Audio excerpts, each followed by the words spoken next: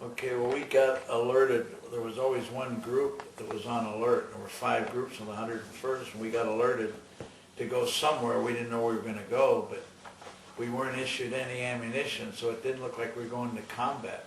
So when we got on the planes at night, I think it was September 23rd, but it was dark, and they read our orders, so we would go to Little Rock Central High School, and they would enforce the integration. Because what had happened, when the school opened, the citizenry was protesting the integration of the school, because this, with the article called Brown versus Board of Education, 1954, they had till 1957 to get ready to integrate. So the governor brought the National Guard out to, quote, keep the peace, but it was really to keep the kids out of school. So President Eisenhower said, no way, and he sent us. And we got there in the middle of the night.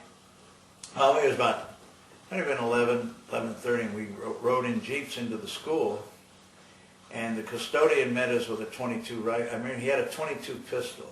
The next morning, we set up a perimeter, and the kids came to school. But the National Guard and the police had been bringing them around the back, and we brought them right up the front door. It was a very sensitive operation. Nobody had ever done this. It had been, God, I think since the 1870s, the Whiskey Rebellion, where they'd ever called troops out to enforce a law. But it was very sensitive, and nobody got hurt. And I really believe if we hadn't been there, those kids would have been hurt big time. But the beauty wasn't nobody got hurt. If you take a few years later in Kent State, the National Guard freaked out and killed some kids. But we did not have ammunition. Nobody knew that. In fact, Terrence Roberts, one of the Little Rock Nine, and he said, I didn't realize you had no ammunition. And I said, well, no, we didn't want anybody to get hurt. And he said, geez, I don't know if I would have gone. I said, I think you would have. Because those kids had a lot of guts. I mean, our class in jump school, parachute training, we were the first class that nobody quit in a plane. But we lost half on the ground because of the physical and verbal abuse. And if you look at the abuse those kids took, I mean, they were spit on, they were called vile names. I mean, they were just harassed. Their families were harassed at night. By any measure, 1 or 2 of them should have quit. But they started out, I guess they had 200 kids that were willing to try it.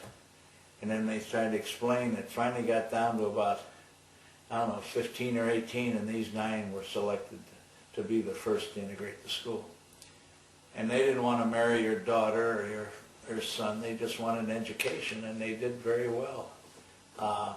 Terrence Roberts got his, the school actually was closed the following year. Ernie Green graduated. He was the first black graduate.